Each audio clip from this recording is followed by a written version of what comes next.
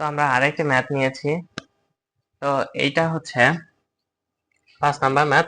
তো এটা বলছে কি, একজন দৌড়বিদ স্থির অবস্থান থেকে এত ত্বরণে এত দূরত্বের গন্তব্যস্থলে যাত্রা শুরু করলো। অপরজন প্রথম দৌড়বিদের এত মিটার সামনে হতে এত সমবেগে চলতে শুরু করলো। প্রথমজন কি করছে? প্রথমজন ত্বরণে চলতে শুরু করছে এবং দ্বিতীয়জন কি করছে? তৃতীয়জন হলো সমবেগে চলতে শুরু করে।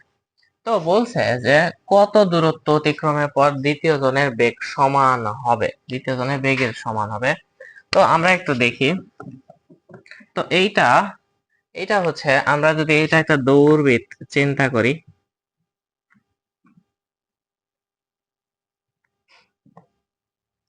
এটা একটা দৌড়বিদ, এইটা একটা দৌড়বিদ যদি আমরা চিন্তা করি, তো এই দৌড়বিদটা ত্বরণে চলছে, এই দৌড়বিদটা ত্বরণে চলছে। ধরলাম এই দৌড়বিদের বেগ হচ্ছে, এই দৌড়বিদের বেগ হচ্ছে, এই দৌড়বিদ হচ্ছে স্থির অবস্থান থেকে চলতে শুরু করে। তো এই দৌড়বিদ কি করছে? 2 মিটার/সেকেন্ড সমবেগে চলছে। তো বলছে যে কখন এই প্রথম যে দৌড়বিদটা আছে, প্রথম দৌড়বিদ কখন 2 মিটার/সেকেন্ড বেগে গতিশীল হবে। তো আমরা যদি হিসাব করি, তো আমাদের কাছে আছে কি, ত্বরণ আছে, তারপরে সময় আছে, ত্বরণ আছে, সময় কত দূরত্বে, তো আমাদের সময় আছে। তো আমরা দেখি কোন কোন সূত্র আছে। s equals to ut plus half a t square, তারপরে আছে হলো v equals to u plus at, তারপর আছে হচ্ছে v স্কয়ার সমান u by square plus 2as। এবার এবার হচ্ছে আমাদের দেখো, এখানে ত্বরণ আছে, আমাদের s বের করতে হবে, v আছে। তো আমরা এই সূত্রের মাধ্যমে করতে পারি। তো দেখা যাক, v square equals to u by square plus 2as। তো v এর মান আমাদের v এর মান দেওয়া আছে কত? আমাদের 2 মিটার/সেকেন্ড বেগ হতে হবে। তো আমরা যদি s ইকুয়ালস টু লিখি, তখন v square minus u square divided 2a। এবার v এর মান কত? v এর মান যদি আমরা হিসাব করি, v এর মান হচ্ছে 2। তো বস্তুটা স্থির অবস্থান থেকে চলতে শুরু করে, 2a এর মান হচ্ছে 2.5। তো আমরা যদি দেখি, নিচে আসছে হলো 1 আর উপরে আসছে 4, তার মানে 4 মিটার যাওয়ার পর, অর্থাৎ এইটা হবে 4 মিটার, তখন এর বেগ হবে 2 মিটার/সেকেন্ড। তো এইটা আমাদের ক নাম্বারটা শেষ। এবং আমরা দ্বিতীয় নাম্বার যদি আমরা হিসাব করি, অর্থাৎ অর্থাৎ আমরা যদি খ নাম্বার দেখি যে কে আগে পৌঁছাবে, তো আমরা এইটা একটু দেখি। এই চিত্রের মাধ্যমে আমরা এই কথাবার্তা এই জায়গায় চিত্রের মধ্যে নিয়ে আসবো। মানে স্থির দৌড়বিদ স্থির অবস্থান থেকে এত ত্বরণে চলতে শুরু করে। এইটা মনে করো যে ত্বরণে চলতে শুরু করে এত মিটার দূরত্বে, কি এত মিটার, 150 মিটার দূরত্বে যাওয়ার কথা। এবার বলছে যে অপরজন দৌড়বিদ, এইটা ধরো আমাদের 50 মিটার সামনে, এটা হচ্ছে প্রথম দৌড়বিদ এবং হচ্ছে দ্বিতীয় দৌড়বিদ কি করছে? দ্বিতীয় দৌড়বিদ 50 মিটার সামনে আছে।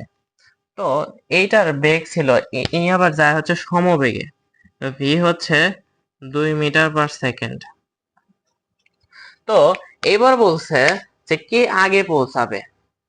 তার মানে যার সময় কম হবে, অর্থাৎ যার সময় কম হবে সে আগে পৌঁছাবে, যার সময় কম সে তাড়াতাড়ি পৌঁছাবে, আর যার সময় বেশি লাগবে, অর্থাৎ এরকম ভাবে, অর্থাৎ তার তার যাইতে যাইতে বেশি সময় লাগবে। তো আমরা দেখি প্রথম জনের ক্ষেত্রে, প্রথম জনের যেতে হবে হচ্ছে 150 মিটার। 150 মিটার সে ত্বরণে গেছে, তো আমরা লিখতে পারি s equals to UT plus half A T square, এটা লিখতে পারি। তো এইখান থেকে টি এর মানটা আমাদের বের করতে হবে। এস দেওয়া আছে 150, অর্থাৎ আমরা যদি ইউ তো আদি বেগ 0, তো আমরা 2s লিখতে পারি equal to A T square. তো টি ইকুয়াল টু লেখা যায় রুট ওভার 2s ডিভাইডেড এ। এটা সামান্য একটা ক্যালকুলেশন, তো এইটা পারা উচিত। তো 2 গুণন s এর মান হচ্ছে 150 এবং a এর মান দেওয়া আছে 0.5। তো এর উপর রুট যদি আমরা দেই তাহলে কি হয়, 150 গুণন 2, 300 ভাগ হচ্ছে 0.5 মানে 600 আর কি। 600 উপর রুট দিলে কত হয়, 600 উপর দিলে 24.49, রুট ওভার 600 24.49 সেকেন্ড সময় লাগে। এর যেতে সময় লাগে হচ্ছে 24.49 সেকেন্ড। তো আমরা দ্বিতীয় ক্ষেত্রে দেখি। দ্বিতীয় দৌড়বিদের ক্ষেত্রে কি ঘটছে দেখো, এ তো সমবেগে চলছে, সমবেগে কতটুকু যেতে হবে, সে কিন্তু 50 মিটার সামনে আছে, তাকে কিন্তু যেতে হবে কম, 100 মিটার যেতে হবে। তো 100 মিটার যদি তাকে যেতে হয়, অর্থাৎ 100 এস ইকুয়াল টু হবে 50 মাইনাস 150 মাইনাস 50, কারণ কি সে 50 মিটার আগে আছে। 50 মিটার আগে থাকার কারণে তাকে 50 মিটার কম যেতে হবে, মানে তাকে 100 মিটার যেতে হবে, 100 মিটার যেতে হবে। তো কি সে সমবেগে চলছে না? তো সমবেগে চলার ক্ষেত্রে যদি আমরা দেখতে যাই, s ইকুয়ালস টু ভিটি, এটা লেখা যায় সমবেগে চলার ক্ষেত্রে s ইকুয়ালস টু ভিটি লেখা যায়। তো s ইকুয়ালস টু ভিটি যদি আমরা লিখি, এই জায়গা থেকে t কত পাওয়া যায়, s ডিভাইডেড v।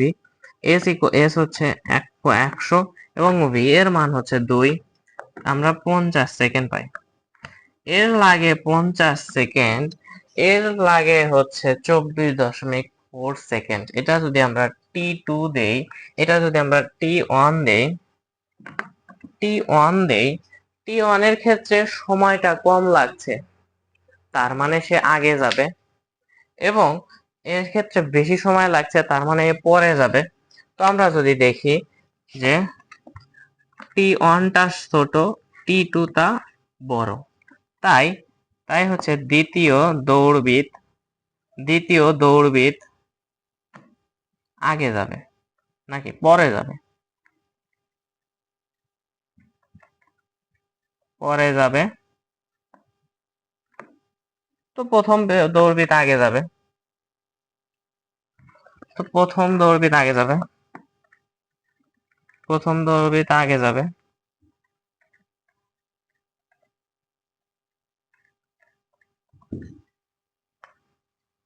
তো আমরা বলতে পারি খ নাম্বারের উত্তর হচ্ছে প্রথম দৌড়বিদ আগে যাবে। তো আমরা এটা মুছে দিলেও পারি। তো এইটাই হচ্ছে আমাদের এই একটা ম্যাথ। তো সবাইকে ধন্যবাদ আমার এই ভিডিওটা দেখার জন্য। আসসালামু আলাইকুম।